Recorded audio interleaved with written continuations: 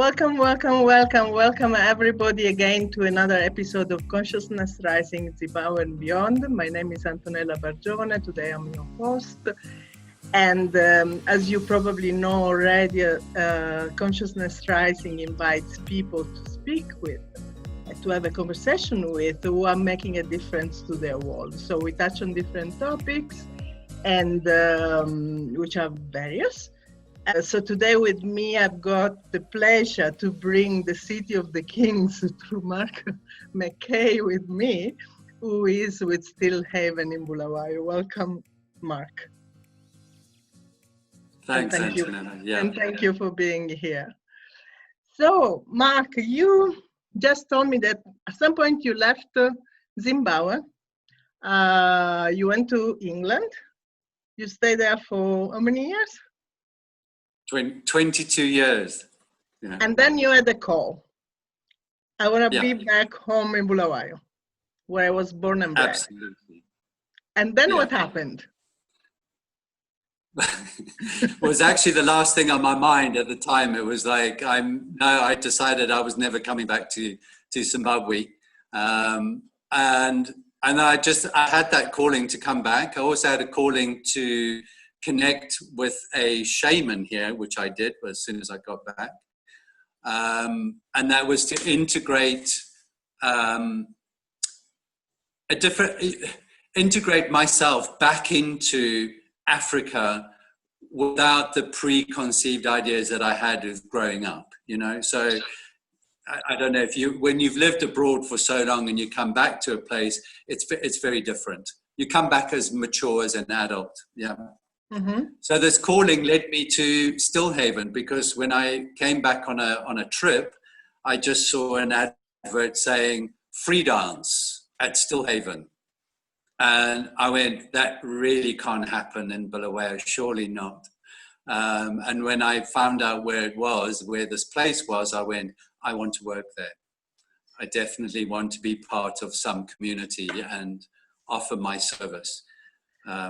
My passion is being of service to others, so that's really what I call.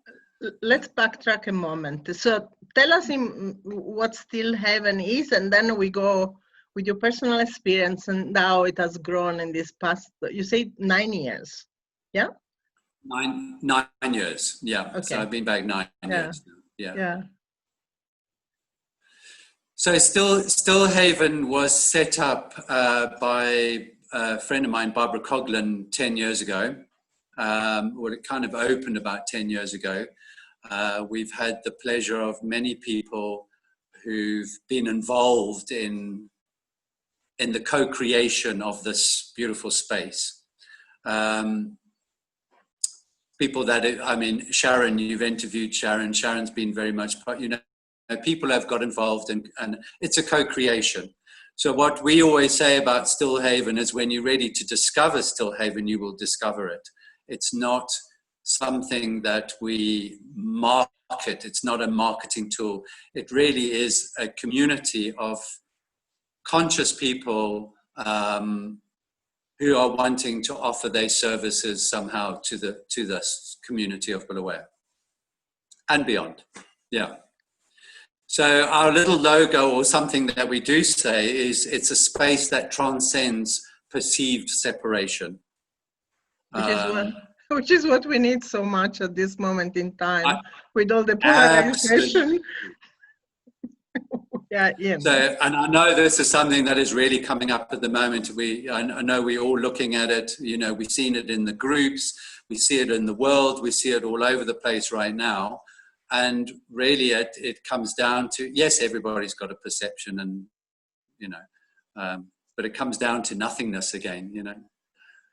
What do we really know? So we don't. Yeah, we don't. Exactly. We think we are. Know nothing. We think we do. We think we do. I mean, even myself, sometimes I just start to get I start to activate myself, and then do you really know? Do you really know? Is it true?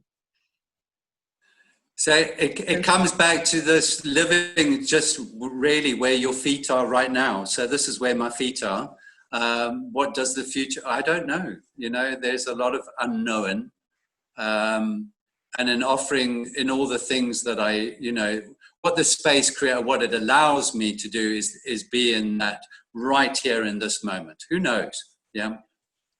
But also even working as a counselor, you know, I don't really even like to label that. Yes, that might be my qualification, but you could call it intuitive therapy, you could call it what you want. So, you know, that again is already creating separation. I'm just here doing what I do, and if you contact me and, you know, we work, and each client that I work with is going to be different. Sure. Yeah.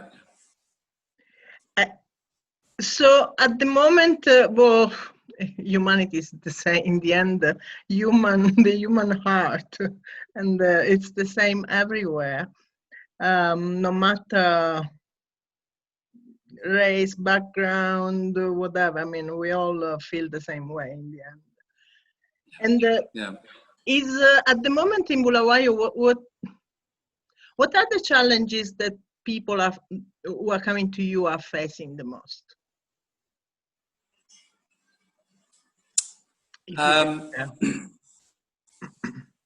Gosh, that's quite, yeah, it's quite difficult to answer really. What is the main thing? I think everything kind of links to getting back into, there's a phrase that we've been putting around within the community, and we keep using it, is like the sense of going deeper, go deeper, you know, but what is really going deeper? So I think what people are dealing with a lot at the moment, which is fear-based, is a lot of connection to past that brings up memory, which then is linked to fear of some kind. Yeah, I think it's, in my opinion, I mean, if you were to just sum it up, it's fear-based issues around fear. Yeah. And also, of course, you attract. Of course, you as Marc, with your own energy, you attract a certain type of people as well. Yeah. Yeah. Absolutely. Yeah. Actually, I didn't recognize that for many years, you know that. So, you know, because I've been counseling now for about 20 years, but you attract what you need to attract. Yeah. So I'm smiling at that, because I used to be very much a people pleaser, you know.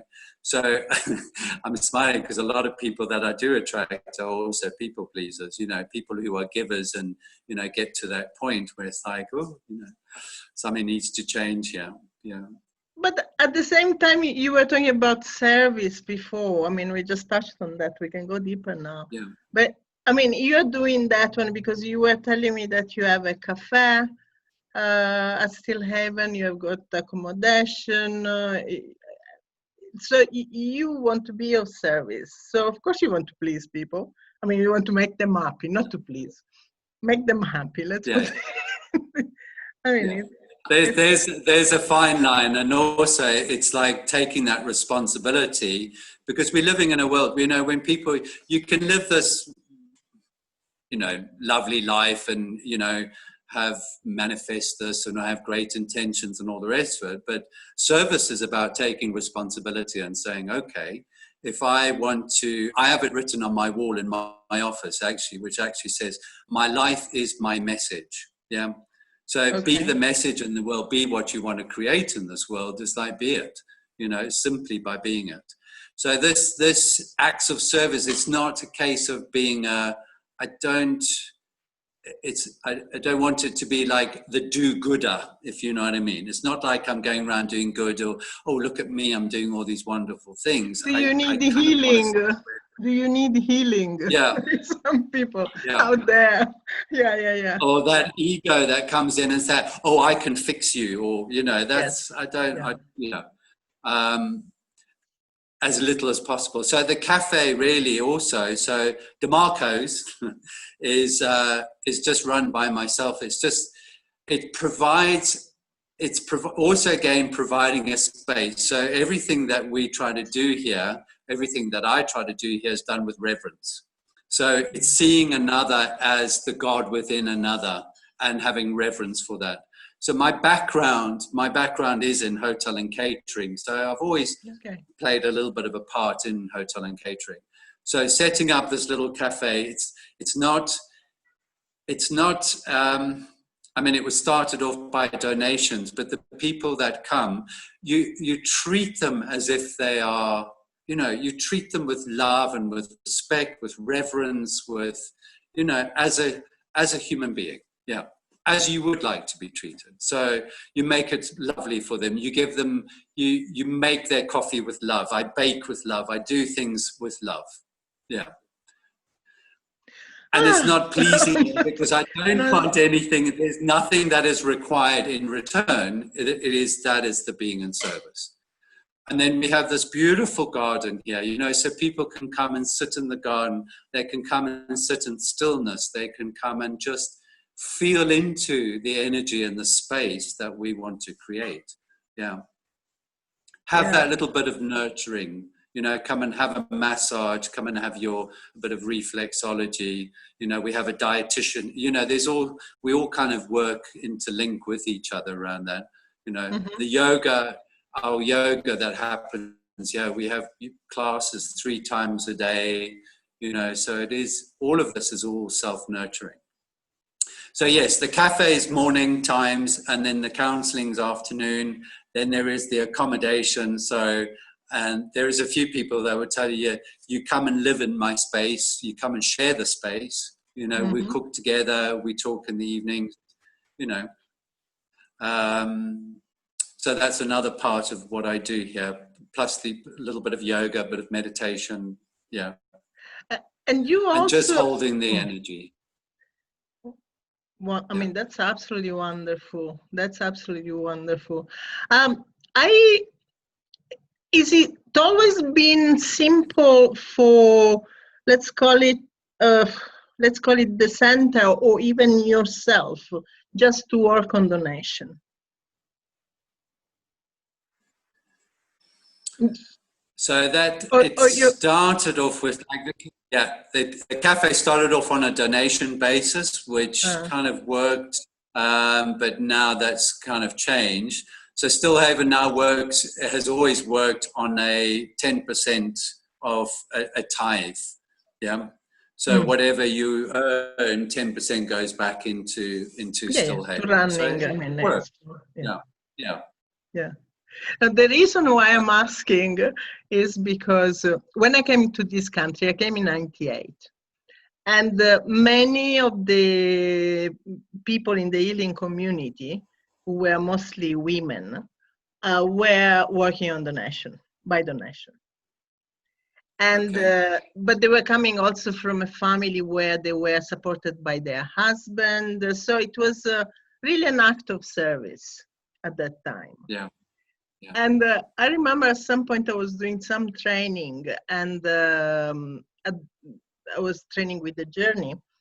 And when we were there to prepare the case studies, a lady left me 5 rands. And I said, for like 1.5 hour work. And I said, but that would have been better for free. It was such a strange, I mean, for me, that experience was like, whoa, what is it about? I still haven't, figured it out. But I found out that generally speaking, that many times the abundance in the donation by the giver is also interlinked with the sense of self-worth. Absolutely. Yeah. How much value you put on yourself. Yeah. So that exchange of energy, which money still represents still now, we'll see how it's going to evolve in these years to come. Then it's kind of balanced there. So it really sounds like Stillhaven. This place, the way you describe it. It is a haven. So I know one thing that I really, really appreciated the most, and how we learn appreciation, because gratitude plays a big part in my life. I mean, I'm very grateful, you know, all day. But in being here for the 6 weeks on my own and having this beautiful garden and having to tend to the garden. So it was watering all the time, watering every day, feet in the soil, and being part of it. So every blade of every plant, I got to know this garden intimately. And that created a lot more gratitude, you know. Often we forget, we arrive at work, we go into our room, we do what we do, and, you know, and then we leave, you know, rather than actually just taking a moment to walk around the garden and appreciate it, appreciate every room, appreciate, you know, a house has energy, you know, there's a lot of energy here. It does. And also 10 years of love. Yeah, this is true. Yeah. And we have a lot of people who input, who love, you know, you know, there's a lady, Lynn, who comes virtually every week with a team of gardeners, and she puts a lot of love into it. You know, the amount of people, even the staff that work here, have reverence for that, you know, for the place and what they do and for each other. And, you know, so all of that just makes a huge difference. Yeah. Yeah. So it sounds simplicity. really, oh, we were going to. Yeah. No, I was saying exactly. So I will get a bit carried away, Antonella, but you know, because of what this place does and the amount of people that, not just the people that work here, but the people that come here, I think it provides a haven. It provides a new experience. It provides something for them, and I was going to use the word escapism, perhaps, but a sense of relief from everything else that's going on right now, as you can come and just, you know, I don't know, have a moment away. Yeah, escapism is a bit of a big word, because we need it. I mean, we need to have a space where we can be ourselves. Yeah. Because for many people, it's so difficult to create that space at home. There's too much noise, and while if you go into this self-nurturing or stillness, or even the beautiful garden you were talking about, and having a cup of coffee there, even if you come alone or whatever, it's just a place where you can drop into your being, instead of being always in our mind running. So if sometimes we would like to give to our listeners some advice, how can you bring more simplicity in your life? What can they do? What could they do? A little bit more simplicity in life. Okay.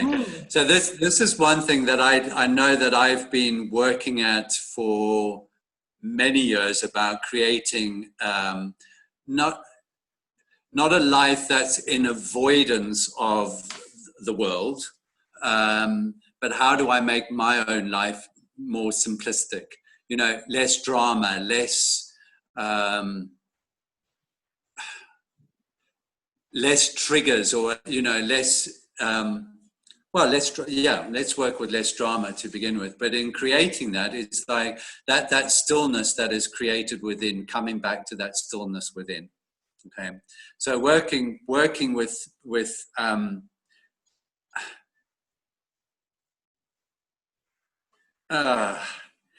I think one of the biggest things that I think that I've worked with is non-attachment. Okay, right. So if I can start with that, it's like, it's, you know, some of the courses I've done in the past and things like that, it's like all of them have centered around coming back into this present moment. No matter where we've done our training, whether we've done the point or Vipassana or this, or, you know, there's lots of things that I've done in my life, but it all centers around coming back into present moment, or coming into non-attachment. Yeah. Yes. Because everything everything, whether we're seeking pleasure or we're seeking following a belief system and repeated patterns and all the rest of it, it's like if we can non-attach from all of that, we're coming back into simplicity. Yeah.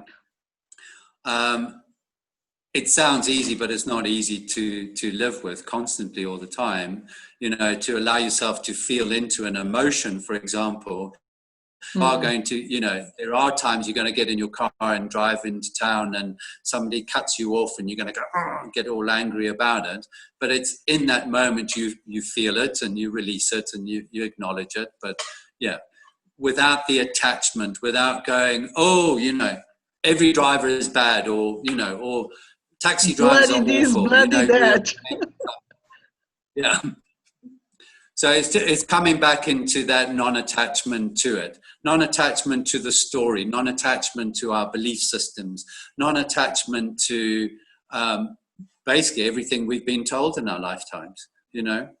And now is a beautiful time for that, because we're told so many different things. And now with all this new information, we're going, oh, okay, well, that's challenging all of my belief systems. So, you know, creating non-attachment really creates simplicity. Yeah, yes. The other day I was reading an article, the one you also comment on, by Stephen Diane, which I agreed part of it, other part I didn't agree. But the thing that really made me think was the risk we all are in to incur into just go totally on the other side, on the opposite side, so create more polarization. So it's really a very difficult place to just see these two polarization and searching for the harmony in between the two. It's really difficult and challenging. Very difficult. Actually, that was the article that I read that you, yes. What I read, one of the factors around that, and I can speak, you know, speak from my own experience around that, is you get to a point having a very, very strong Christian upbringing, and then leaving the church and going, I need to find more, I need to seek more, you know. So I also was in that stage of seeking, you know.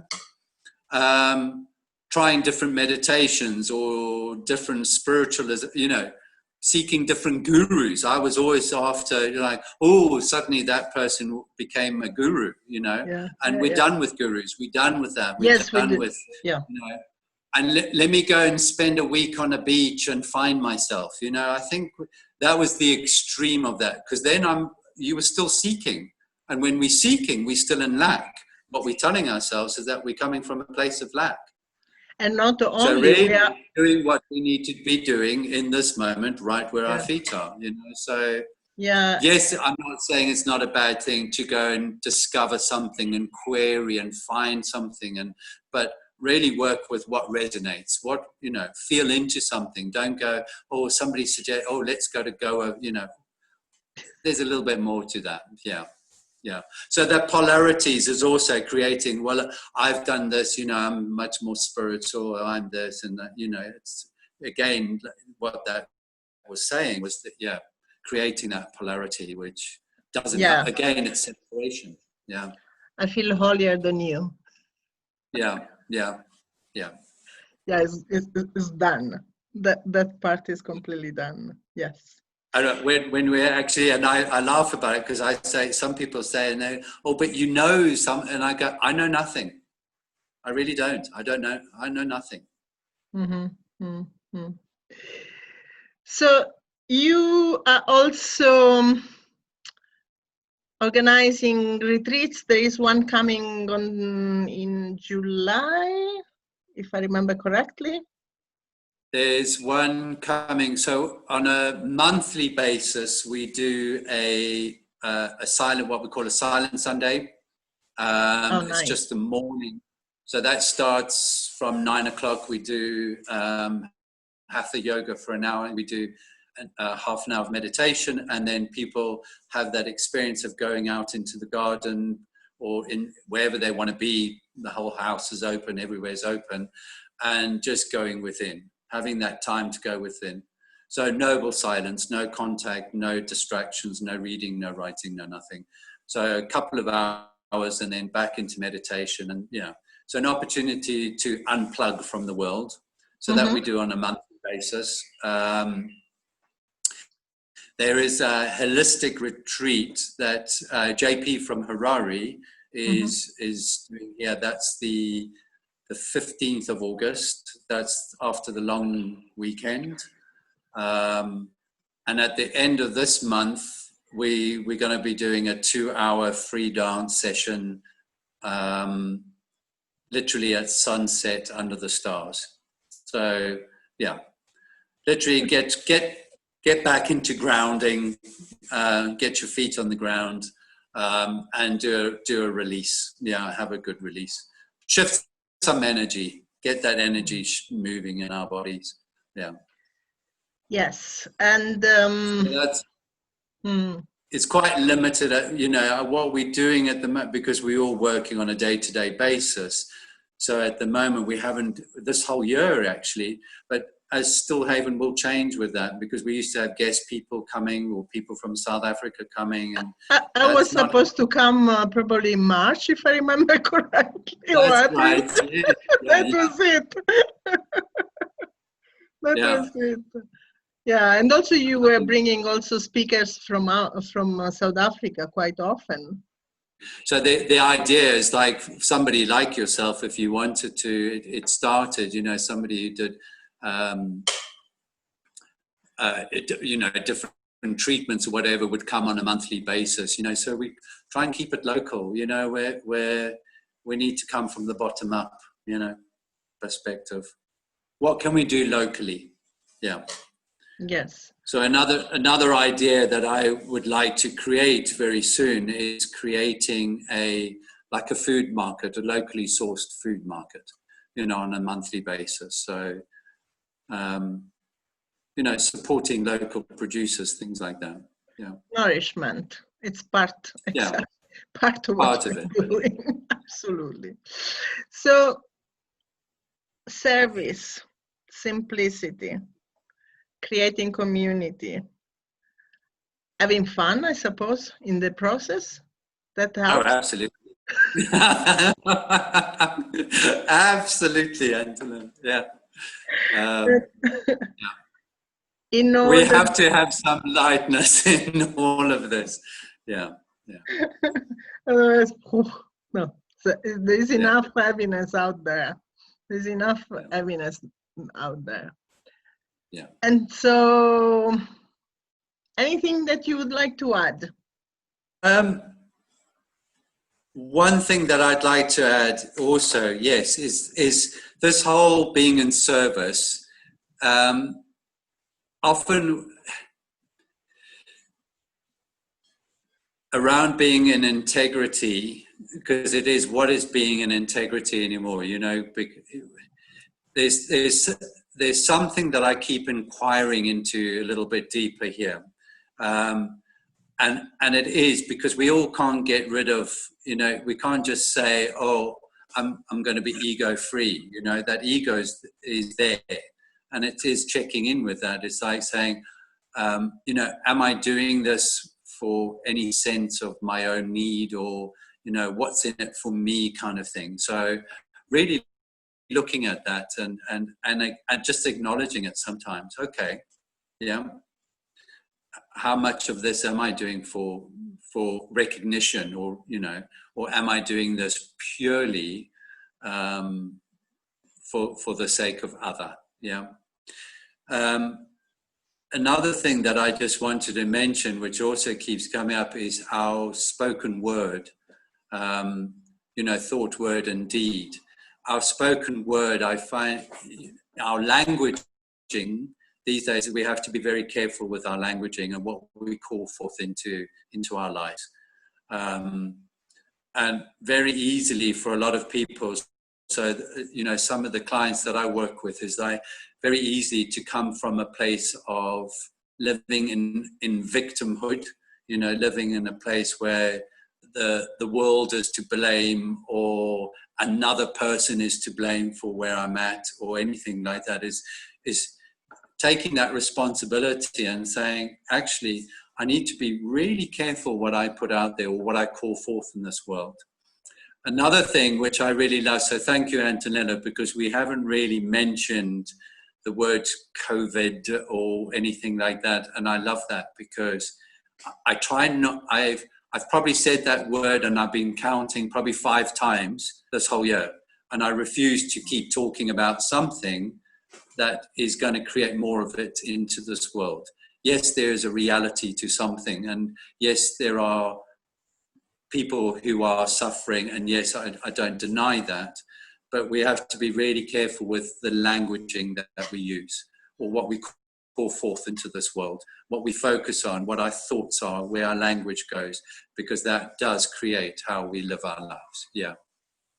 And also, I mean, the fear that is come with that. I mean, it's been like continuous fear coming in waves. Yeah. And now, in the last 2 weeks, he came back. So it's really a question of doing our best as much as we can not to keeping our vibration high, raise our vibration in a way that when we tune our radio, our frequency, just go to a happy channel, or a support. Yeah, I heard a lovely phrase. I think it was yesterday, but it was like, "Don't feed the reptiles." I did laugh. I had to laugh, but it was like that loose energy of like negativity and fear, and you know how we're putting it out into the world. What are we feeding here? What energies? Where, you know, is that 3-dimensional? Where actually we're beyond that now. We need to be constantly working at raising our vibration, our frequency. Yeah, and constant. Because the way we are designed is about it's all about free will. We have to choose. There's no, I mean, unfortunately, nobody can do it for us. Yeah, absolutely. Okay. And when we recognize we do have choice, yeah. So it's all about stepping in that. So, Marc, I will put all your contacts. So you're on Facebook, Still Heaven is on Facebook. Do you have also a website? We do have a website. Yeah, it's on Facebook. The website is www.stillhaven.co.zw. So that's quite a recent thing. It's but there is a website. The events that we do are on the Facebook page. Yeah, not quite on the the website is more just information right now, but we'll start putting all the events on there as well. Yeah. Okay, so and there is an Instagram just for those that I do, just because that's a little bit creative. That's a little bit of fun. Yeah. Okay, as Still Heaven or as Marc McCay? As Still Haven. There's a separate one. Yeah, just the Still Haven Instagram. Yeah. So for the Iranians, for anyone in Zimbabwe who would like to take time off and go for a retreat or something, they can go to Bulawayo and spend a bit of time in this haven. Brilliant. Embrace and create coffees and teas.